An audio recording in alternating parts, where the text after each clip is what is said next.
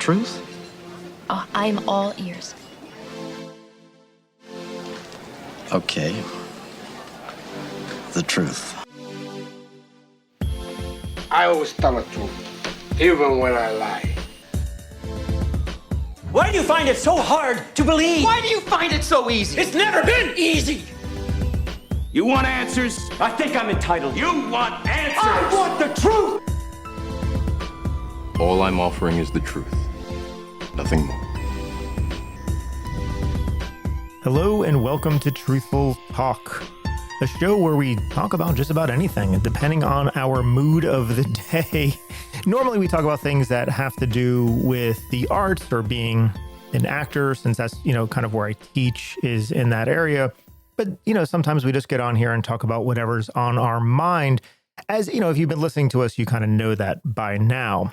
And today I'm Marco, by the way, and today I'm joined by my lovely wife, Samantha. Samantha is here. Natalie is off today, but she'll be back soon. And so, I don't know, we get on here and we talk. It's called Truthful Talk. And the goal of that is to talk from our truthful point of view, to give our honest opinions about things.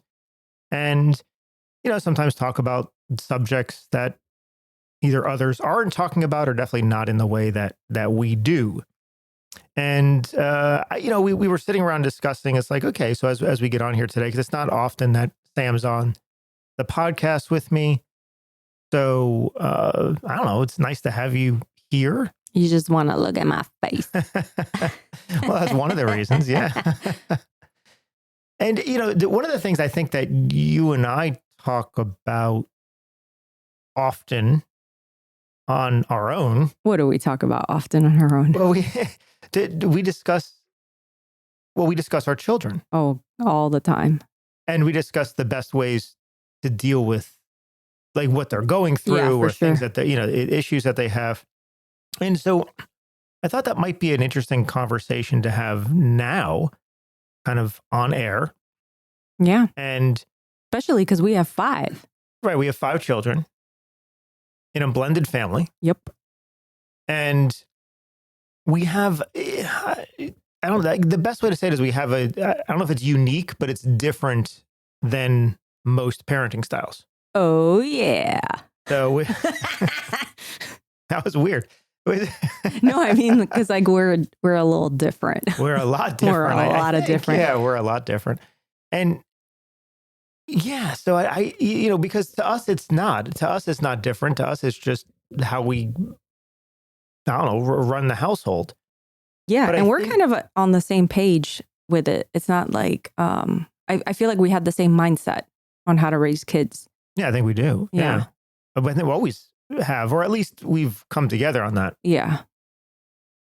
Yeah. I think, I mean, I've come from a more conservative. Yeah. I feel background. like I taught you to be a little bit more open. You're more free-spirited. Yeah, I'm a little more free-spirited. But I think we've merged in that philosophy. And it's interesting because really, when you're living your life and you're going through things, whether it's a home life or with friends or with work or anything else, unless you have a basis of comparison, you don't really know that anything is different. Right. And so, over the past years, we've had some places of comparison. Let's say it's, our kids have friends and then we start hearing about how their households are run or, how their parents are.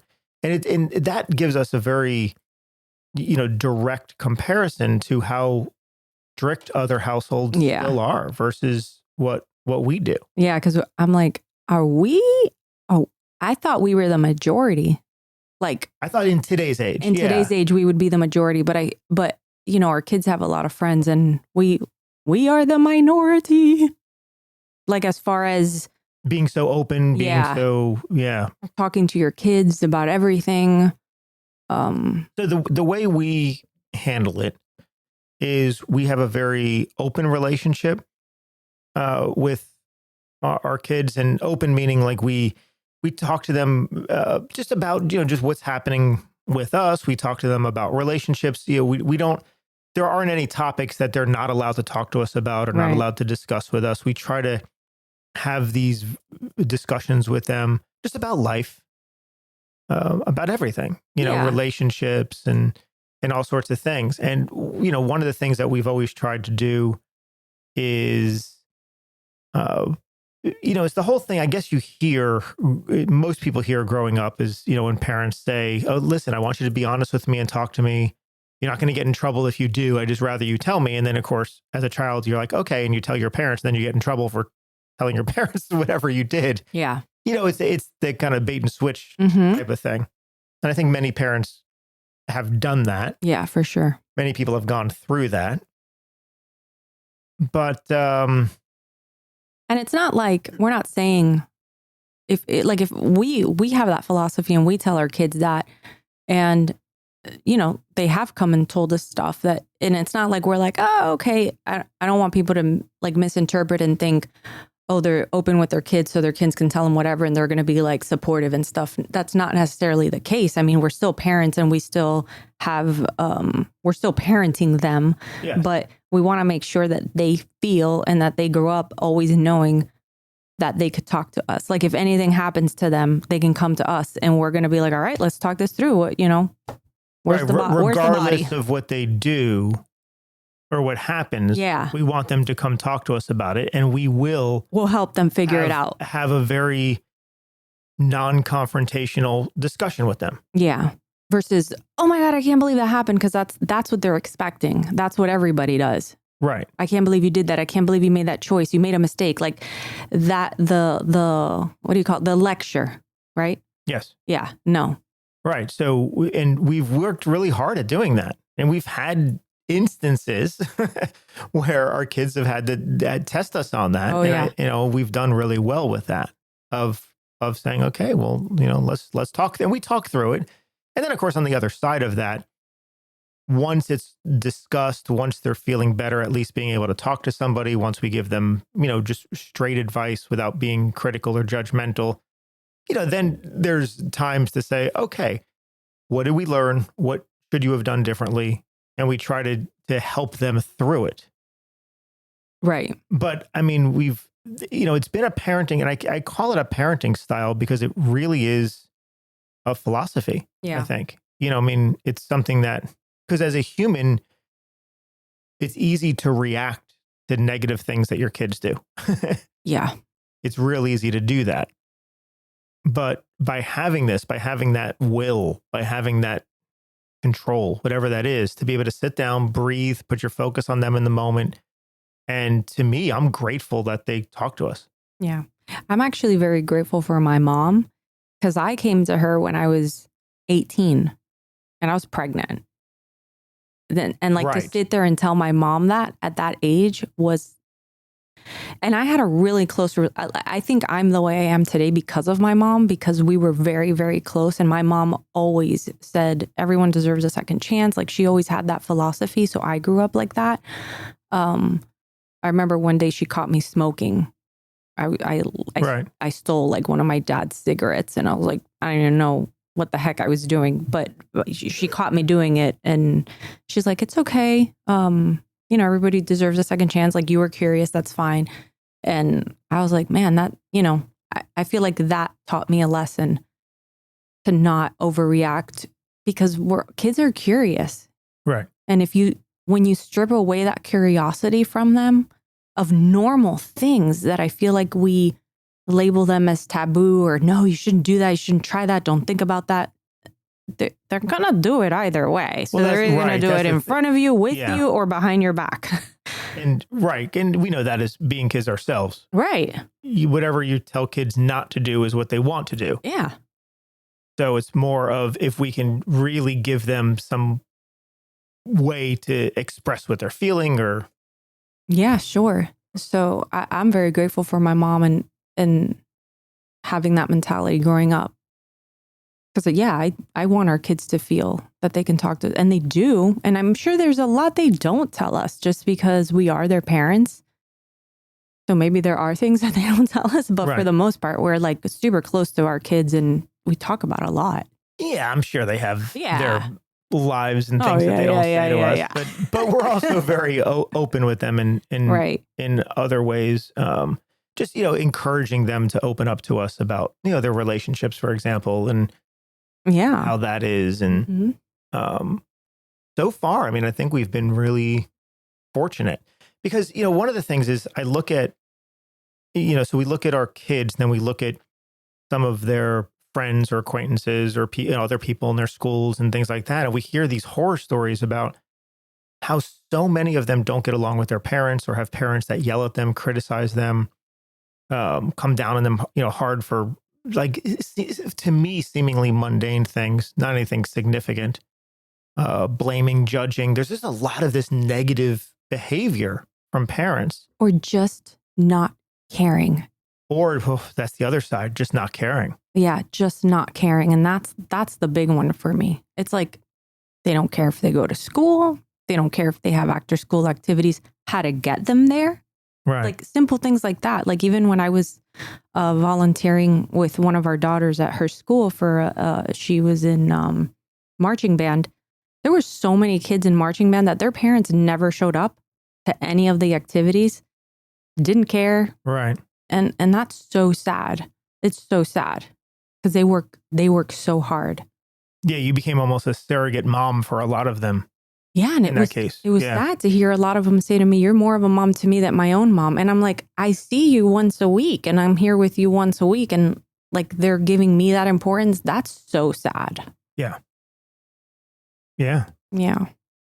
Because we try to be as involved with our kids as we possibly can. Yeah. It's a lot. There's 5 of them. And plus we have our own things that we're doing and then lives and, there's work and we lives. have a life. Yeah. Well, so it is difficult. But to me, when you have children, that's a big priority in your life. Mm-hmm. It has to be.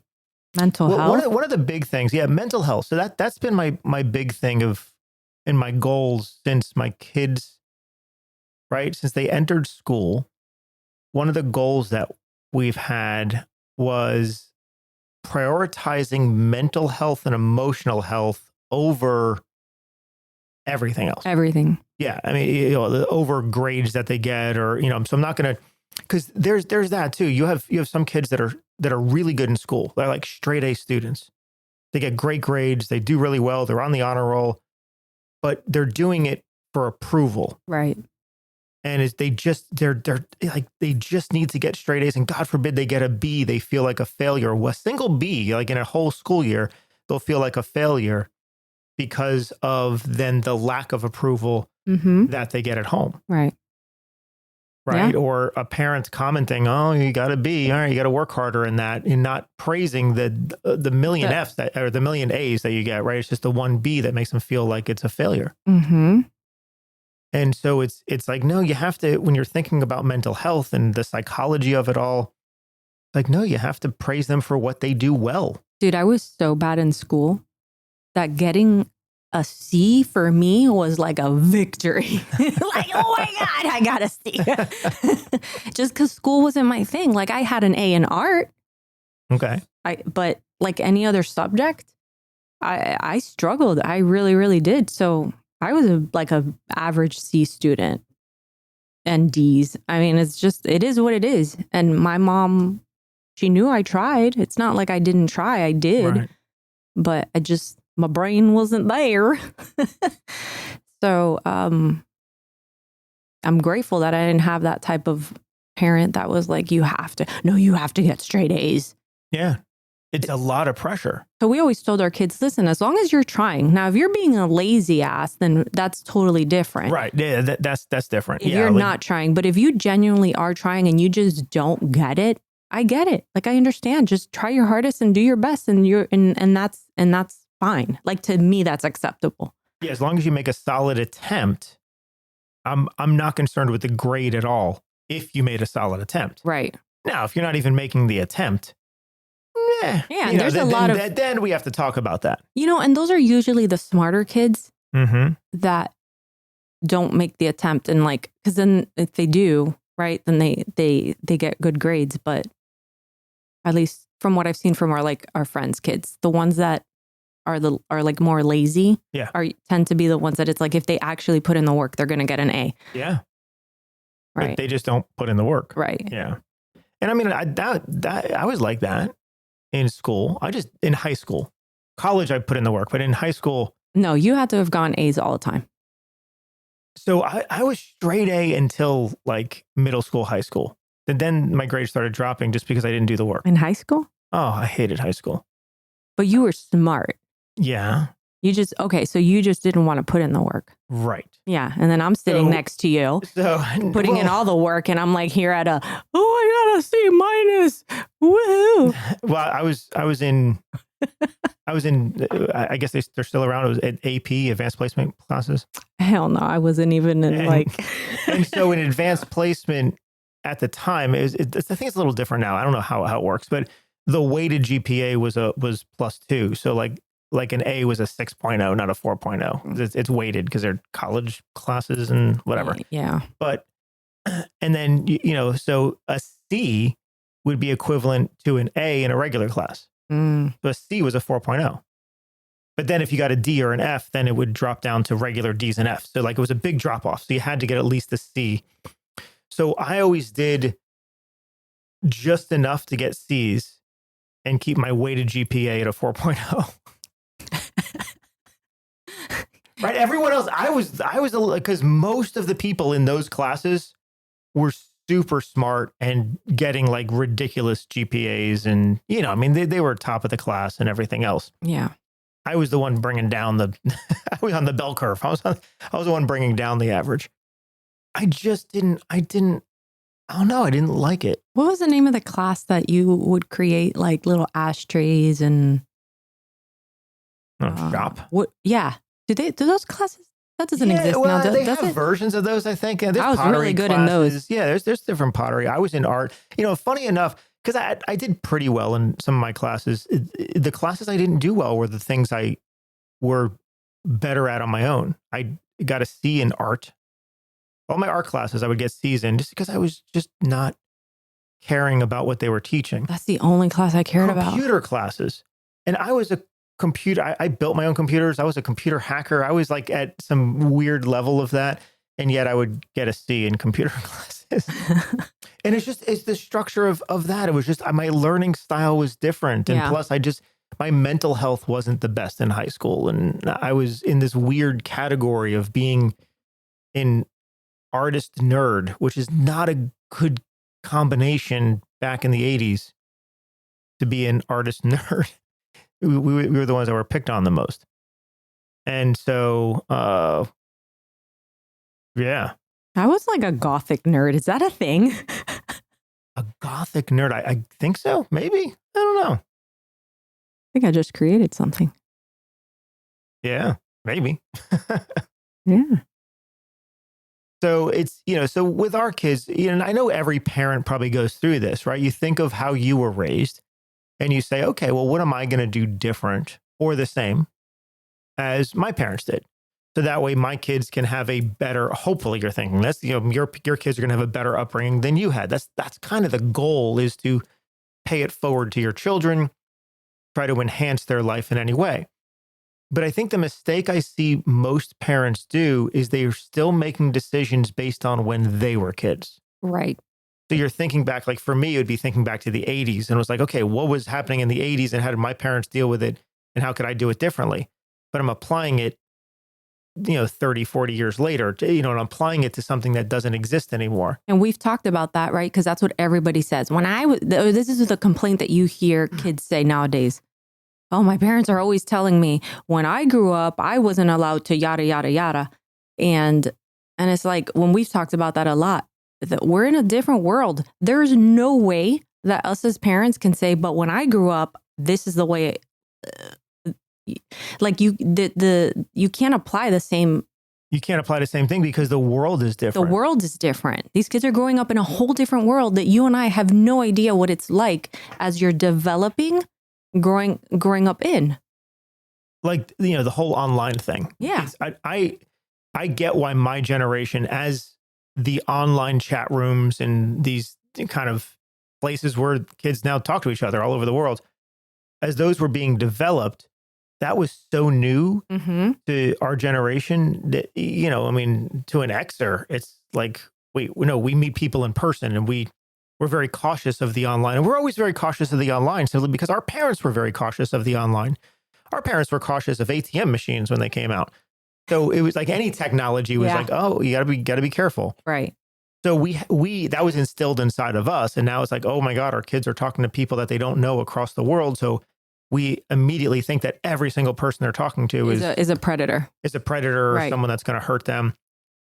And in reality, our kids probably know how to navigate that environment better than we ever will. Yeah, for sure. I mean, we play Fortnite. There's other people in Fortnite we're playing with that we have no idea who they are. Yeah, but we're not talking to them and interacting with them. Right. That's what, in Minecraft and Roblox and all of those different Discord and so, there's all these different environments where they're actually interacting with people. Yeah. And our kids have a lot of online friends, but we know, we've heard them talk to these people and that's for what so long. So our philosophy has always been, we never want to tell our kids what to do or what not to do. Within, obviously within limits, but we're never going to tell them what to do or what not to do. But we instead want to instill like a set of values and morals inside of them and then allow them to make their own decisions. And then we just ask that they're transparent with us about most of the decisions they make. I'm sure they're less transparent the older they get, but still we want them to be, listen, if you make your own decisions, but here's the kind of the set of ethics, the set of morals that we've told you. Yeah. Do it within that. And for the most part, we've been successful. Even when one of our kids decides to do something that we're like, I don't think it's going to work out. And they, do anyway. They usually realize, oh, okay. Well, they eventually realize it, but they also know we've supported them the whole way. Right. Mm-hmm. Right. Instead of getting mad and telling them, no, you're not going to do it, or no, this is, whatever. It's like, no, we have to to me, to culture a human being into becoming their own human being, you have to guide them along a path and then show them the way, but then you have to let them do it. And that's how they learn, to be honest. Because if you're constantly just telling them, no, you can't, well, when are they ever going to learn that lesson? When are they ever going to they're going to eventually do it on their own. Or have an experience that they're going to learn from. But if they do it on their own, they're doing it either behind the parents' back or once they turn 18 and they move out and then there's a disconnection from the parents.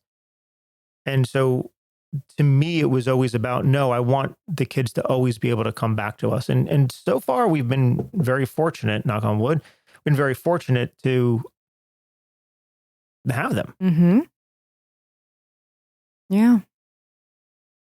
So we're still very close to all five. Yeah. Right. And it's amazing. And other parents, there's other people that criticize the way we do things, of how open we are and everything else. But it's like, well, but it works. Well, I think that the ones that will judge us are the older parents, like our age and older, that don't agree that you should talk to your kids about certain things, like finances or I don't know. Well, just anything that's happening with us, right? Right. And there's that feeling from like our parents. There's a huge separation. There's a separation saying, well, no, what's happening with us, that they shouldn't know everything. Right. And it's not like we sit and talk to our kids about everything, but for the most part, we're pretty open with them. Like, it's not like we're having a conversation and the kids walk in and we're like, okay, we have to stop talking because the children are in. Right. No, And, from a young age, we would always let them have an opinion. Yeah. That was another big one where in so many households, and I grew up in a generation where, you heard over and over that children should be seen and not heard, it was that type of thing. It's like, no, kids, you can be around, but don't ever interrupt the adults. And to me, we've heard from other, parents or, about other parents that they don't ever want, like the parent's opinion is what matters. The kid's opinion is what doesn't. Right. Like this is an adult conversation. It's an adult conversation. Oh. Yeah. And to me, I always wanted to, even since they were young, I always wanted to get their opinion. Not that we had to take their opinion, but to have them be involved in what we were talking about. Or even if we know the answer, Right. we still let them, right? Because it makes them feel important that Yeah. they have that what they're thinking is important to us. Mm. Like it's valid what their thoughts are. And I don't know. I think that independence kind of starts with the way they dress. Like I know with the kids when they were Yeah. younger, right? You dress your kids when they're small, right? When they can't dress themselves. But once they start dressing themselves, to me, it's cool. Like, all right, here's your clothes. What do you want to put together? What outfit do you want to put together? Right. Oh, 2 socks that don't match? Cool. I grew up wearing 2 different socks Mm-hmm. all the time. My nickname in school was Punky Brewster because I Yeah. loved Punky Brewster and I loved wearing clothes that didn't match. And my mom gave me that freedom. So I think like, why can't you get, why? Right. So I feel like for me, it started there with giving them that, or when we go to the store, okay, like, what do you like? What's standing out to you versus, oh, I really like this shirt. Because now if I go to the store with the kids and I pick something out, most of the time it's like, ugh, I don't like that, Mom. Right. And it's like, yeah, okay, I get it. Maybe I like it, but that's not your taste. And that's Right. totally fine. I don't know why people get pressed about that. Because it's not what they did. It's not, everyone sees the world through their lens. And then you have a child and you try to guide them through the world through your lens, but your lens tends to be outdated. Yeah. Our lens is still thinking about being a child when we grew up. Because we're not looking at our kids trying to guide them. Most of the time, we're not trying to guide them through this world because we're thinking about when we were young. Right. And what's the best way to guide them through the younger years. But really, we got to guide them through this world. Right. The world that exists now, which means most of what happened when you were young doesn't even apply. Right. The world is different. It's different. And when we get older and when they have to take care of us, we're going to have to they're going to know how to navigate that world. And I mean, because growing up, I went to a school that had uniforms. I had to worry about right. that. So I was always big on, okay, well, just wear the same thing all the time. Like even now, I don't put much into clothes. I wear the same. You still wear the I same still wear the thing. same thing. But I mean, think about it. Early on, I was conditioned with Is that where it uniforms. started? Like, Maybe. you wore uniforms and now you're like, well, this is my uniform now. I loved it because it took away the problem. And as far as a teacher, if I keep wearing different things, it distracts. I want people to be focused on what I'm saying, what I'm teaching. So if I look the same every day, they can focus in on what I'm saying. They're not distracted by the shoes I have or other things. I think it's a philosophy. it is. It's But I'm not totally a instilling that philosophy. philosophy on the kids, is what I'm Right. saying. No. And it's totally a philosophy because, yeah, I would be able to pay attention to you if you were wearing different things. Maybe. Yeah. But Maybe. that's totally your philosophy. Like Steve Jobs had that philosophy too, right? Yeah. There's certain entrepreneurs that have that philosophy because they don't want to put the time in the morning to thinking of what do I have to wear, right? Because you're focused on other things that are more of a priority. Right. But there are other people that are very successful that do like dressing up and wearing different things, and that's totally fine too. Yeah. I like wearing different clothes every day. Yeah. And you can. I'm just saying, as a teacher, if Yeah. in all honesty, if I wasn't a teacher, I Yeah. might feel differently about this. I don't know. I don't think so. But how do you know? I've always been I know. I have always known you as a teacher. right. So it's, when I was in the corporate world, I wore different things all the time.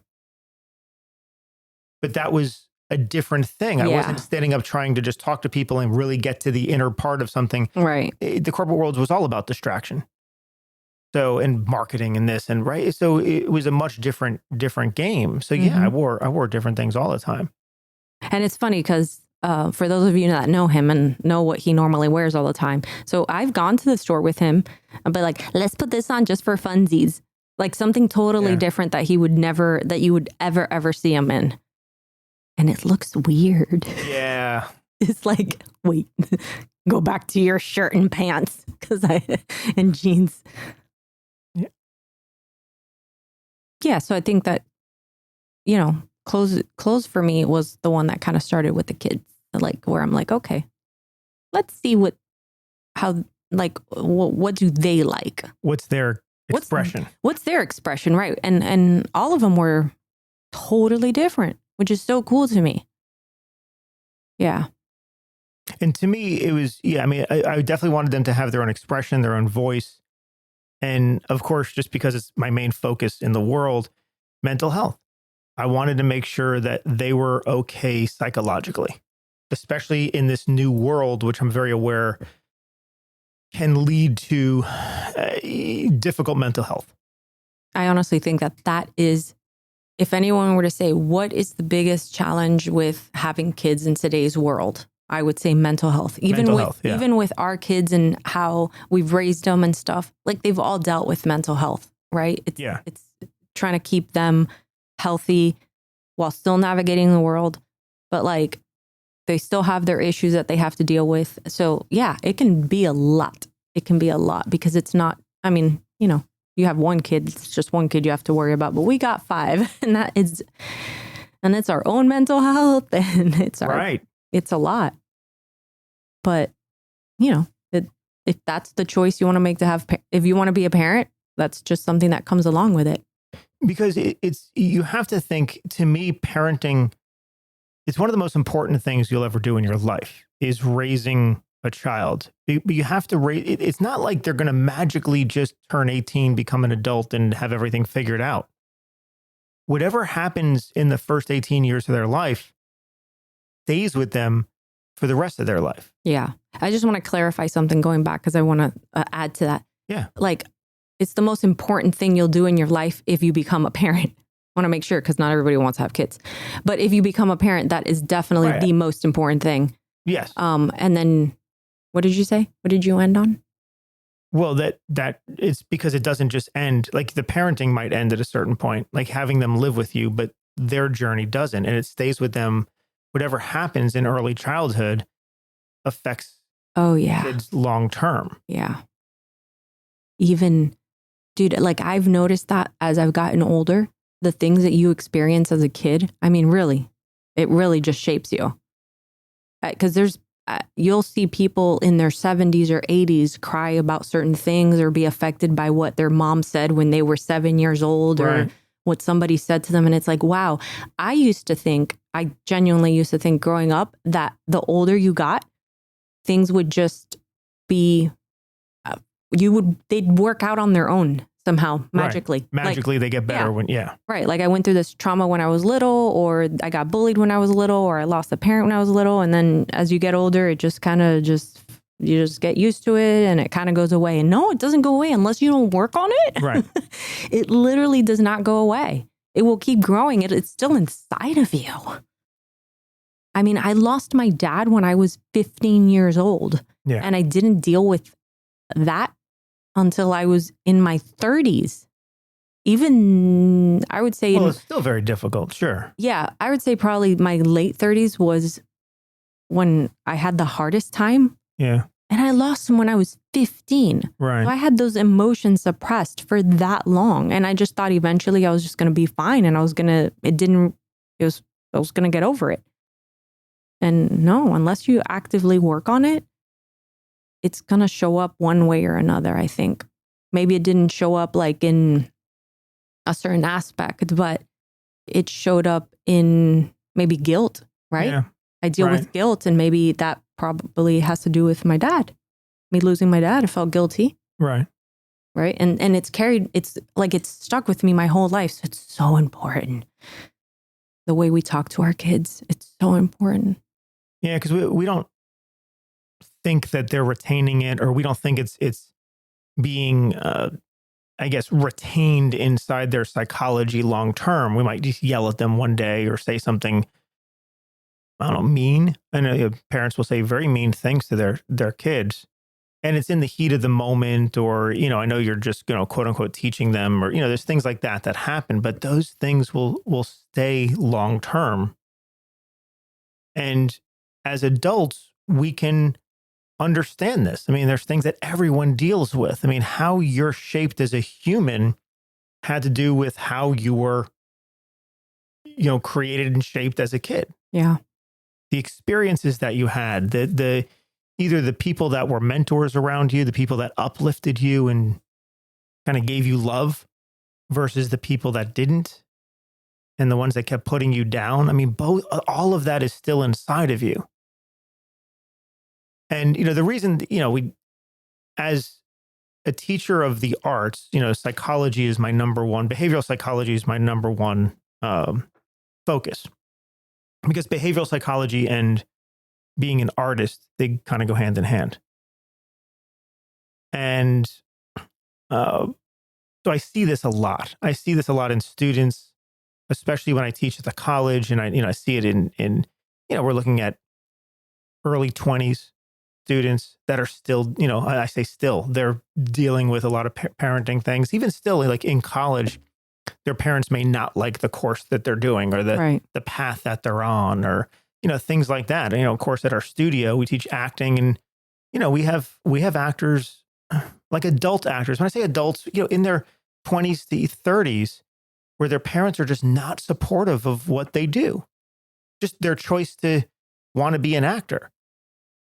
And to me, it's like, well, what's happening in the parent's mind? What is happening in the fear that's saying, I'm not going to support this child? Like, you know what I mean? And typically it's the parent is usually afraid for the child. You just want your kids to be okay. So you want them to get a job that's going to pay and be stable so they can pay the bills and not have to go through hardships in life. But then that fear tends to come out as anger. Yeah. And then that's where it goes off the rails. And there's nothing worse as a child than feeling like you're not loved by one of the parents. Right. Yeah. Yeah. There's nothing worse than that. And unfortunately, we see that much too often. Yeah. And I think parents, they either want their kids to live out the experiences that they weren't able to live out, so they put that pressure on their kids, or they model after their parents. So like people that grew up in households that were toxic are going to grow up and say, when I have a family, I'm not going to, I would think most people say, I'm not going to raise my kids that way, right? So they're either going to choose three paths. They're either going to raise their kids the exact same way they were raised, or the complete opposite. I don't know what the third one I was thinking of. I think it might just be two. Or do the complete opposite. Like, I wanted to raise my kids the same way my mom raised me, and I chose that path. But I know there's a lot of people that don't, or that think that they're going to choose that path, and then somehow they go back to what they were raised, right? Because it's what they know. So they end up doing that. And I know I'm jumping all over the place here, but I know we've talked about making sure our kids do what they want to do. Yeah.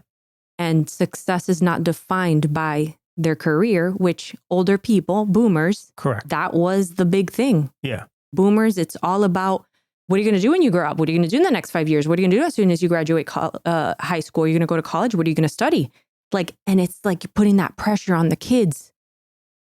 Don't do that. It just, they have no idea. And even if they do go to college, they're probably going to change their major. So for us, I think we're more of that mindset of, listen, do whatever makes you happy. It doesn't have to be like a paying, of course you want your kids to be stable and you want them to grow and be able to afford their rent and stuff like that. But man, at the expense of what? You know what I mean? Their happiness. I much rather them get a job where they're not making as much, but be happy, than be doing something or go into some type of career that their parents wanted them to do, that they don't necessarily want to do that, but they're only doing it because their parents, that was the way. Right. And then they're not happy. And then at 50 years old,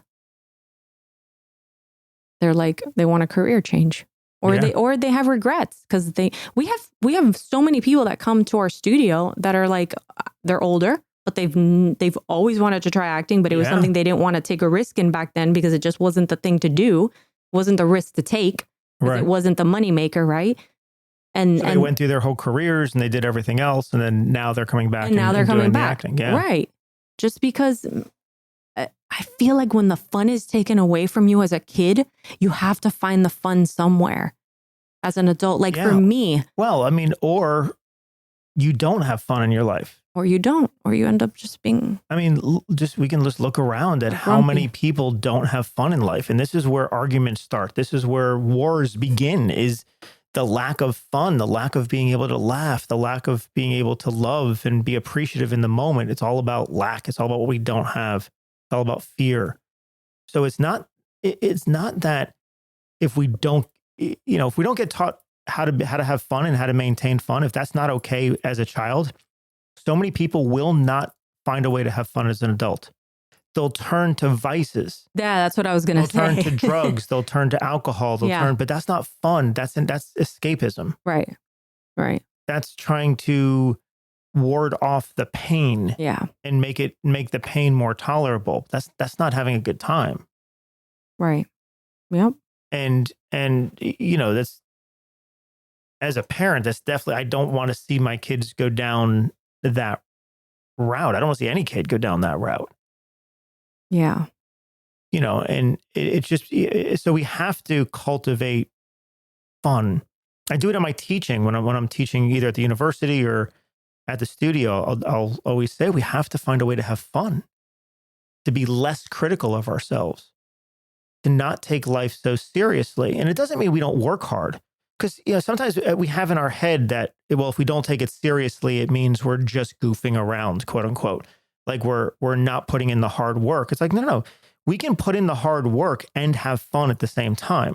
Yeah. It's not like we have to keep them exclusive from each other. We can have a good time at the things we like to do. Yeah. So I recently watched a movie, and I know I've talked about it a lot to you, The Woman of the Sea. Yeah. It's with Daisy Riddle. So it's a story about Ridley. What did I say? Riddle? Oh, like Tom Riddle. Daisy Ridley. Daisy Ridley.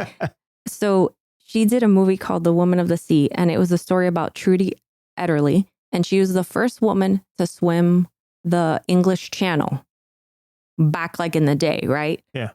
And this is based on a true story. And her dad was like, when she told her dad about swimming, she was like, no, women don't swim. Like your brother can do that. And it's like, oh my gosh. Obviously, this is going into a whole different topic that we can talk for a whole lot about. But when you're a kid and you have an interest and then your parent tells you, no, you can't be doing that because that is not for you. Like that's meant for somebody else. My gosh, that can crush your spirit. Right. I'm so glad that this girl was such a had such a strong will and went against her dad and was able to study swimming and then ended up freaking swimming the English Channel and beating the record by over 2 hours from the men that had done this. It's freaking awesome. So I completely recommend that movie for anybody. I think everyone should watch it just because it's such a great story. It's inspirational. Oh, it's so inspirational. Yeah, I've watched it twice. It's about following your passion and doing the thing that inside of you is important to do. Yeah. And against all odds, like everything was against her. Being a female, swimming, so body type. You don't have the strength that a man does. And I'm going to say it was back. She did it when she was 19 years old. And I can't remember the year she did it, but I think it was back like in 1920 or don't quote me on that. Somewhere back then. Somewhere back then. And it was so cool. So this whole thing, this conversation came up today and I know as we talk on Truthful Talk, it's mostly about the arts and everything else. But to me, this is directly intervened with the arts because so many people don't take the chance on an art or cultivating an art simply because of what their parents said or what their peers thought, what teachers have told them. Like so many things, that these parental figures or adults in our lives when we're younger told us we couldn't do it. And there was something inside of ourselves that listened and said, yeah, you're right. I can't do that. And then we do something else. Mm-hmm. And as you've mentioned with like the seniors that come back to us and then my whole life I always wanted to do it. Well, that's a good example of someone told them at one point, no, this isn't for you. And they listened to that. Right. And they did their whole life. Now, listen, they might have had a great life and a great career and everything else, but there was this thing that still brought them back to the passion they had 50 years ago, 40 years ago, right? I mean, there's still this thing that's inside of them. And so I think it's important that we understand that how we talk to each other matters. Yeah.